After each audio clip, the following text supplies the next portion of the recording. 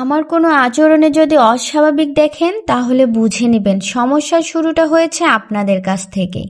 যদি আমি আপনার সাথে পূর্বের তুলনায় কম কথা বলি তাহলে বুঝে নেবেন আপনাদের সাথে কোনো কথা বা কাজ আমাকে অনেক কষ্ট দিয়েছে। যদি আমার মায়া টান আপনাদের ওপর থেকে কমে যায় তাহলে বুঝে নেবেন আপনাদের স্বার্থপরতা আমাকে বহুবার ক্ষত করেছে।